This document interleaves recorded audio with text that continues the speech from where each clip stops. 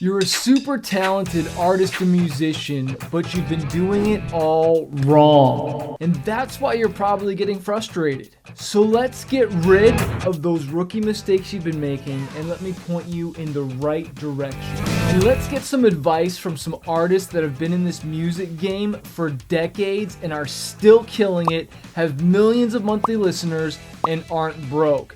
The first up has over 54 million monthly listeners, and that's Elton John. The best advice I was given was from my agent in America, Howard Rose. Don't put yourself in a position where you're playing somewhere big too soon. Now, I got the headlines pretty quick, and I could have played bigger venues than I was playing at the start of my career.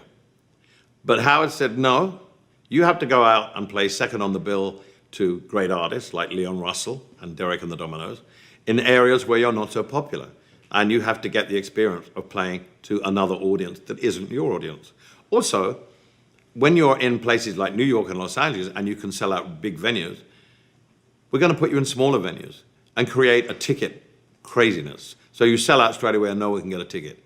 That means the next time you come round, you're going to sell out a bigger venue. If you're good and you're building your career, just take it in stages, and then when you do play big venues, you will really relish it, and you will be ready for it. Playing somewhere like that and you're not ready is a disaster waiting to happen. I've been around for a long time, 50 years, and I can tell you that's the truth.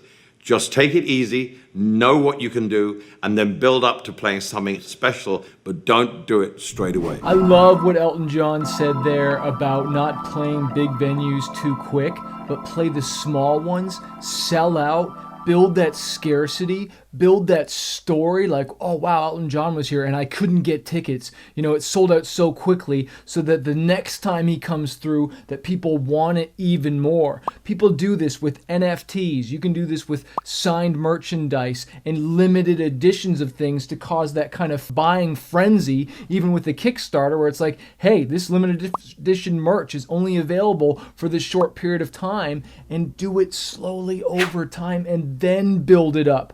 I also love the idea how this works with music, as opposed to doing like a full 10, 20 song album. Focus on a couple songs and just really blow those up. Get known by other fans. Did you hear what he said about opening for other artists' fans who had never heard of him before? Well, do some songs, get known, get collaborations on your songs, start to build it up. Next up, we got Sean Paul, who's got over 20 plus million monthly listeners. The best advice I ever got was from my mom. She was like, life is like waves, it's like up and down. And you have to be yourself in all of those times. So when you're riding high on top of the waves, don't forget that it's gonna be a time where you're way down at the valley of these waves. And you may feel alone because you don't see nothing there. All you see is these two walls of water. But you have to know that you're gonna be back on the top.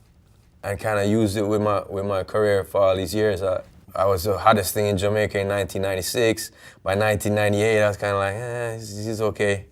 And then by 2000, I broke internationally, and everybody was like, ah. Some people, they let the waves overtake them and they go under. She said, stay afloat. Life is about balance. Sean Paul nailed it, because some of the biggest mistakes I see artists make, and even in my own career, is that sometimes the success sabotages me.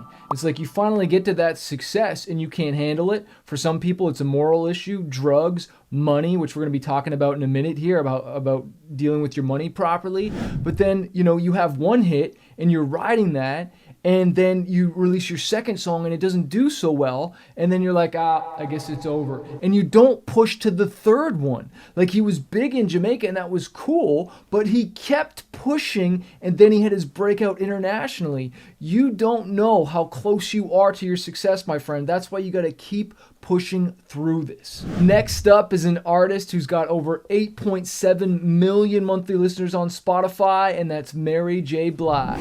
The best advice I've ever gotten was for me to get out of my own way. It was when I got in the music business and I met one of my favorite singers, Miss Shaka Khan. Woo! She's real badass. She said, you're incredible, but you need to get out of your own way. And back then I said, what does that mean?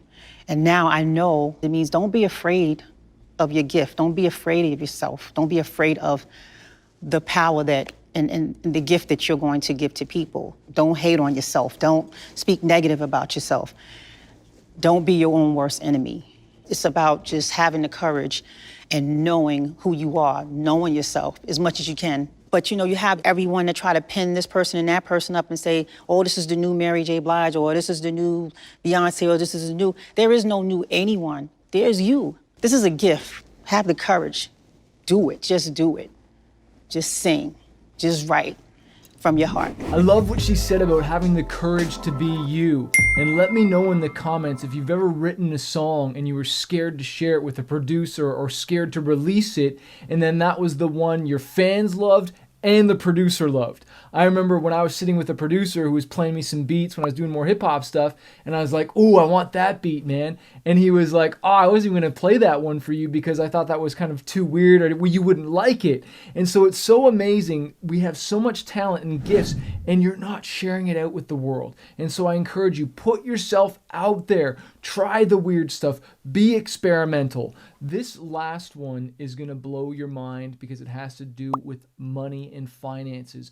There's so many artists who have made it, sold millions of records, whether it's your MC Hammer, Meatloaf, so many different artists I could name that made it but then lost it. So here's an artist who made it, almost lost it, but then kept it. This is probably the best advice you're going to get today. Yo, it's your boy Fetty Wap. It's the best advice I ever got. The best advice I ever got was from Mark, my financial advisor, and it was save 70% and spend 30%. And at this time, I was making a lot of money. And I didn't understand what he was talking about because saving was out the question. I was like, okay, I don't need to save because we're going to do this every day. Like, I did like 2.5 million in jewelry. 37 cars, maybe 10 houses, 14 apartments. It was bad. I was doing like almost $200,000 a month in just bills. So he set me down and he showed me numbers and he said, well, this is what you're doing every month, and if you keep up this rate, this is what you're gonna be doing, and you only bringing in this much, and da, da, da. I'm like, whoa, slow down. Like, let's start over. And man, and he was like, kind of like a lifesaver, It's only one house now and 2 cars, so that's it. No more. So whatever you're making, you save 70%, you spend 30%, and that's what you live by. And you'd be surprised how much you save at the end of the year. And not just save your money, but reinvest your money.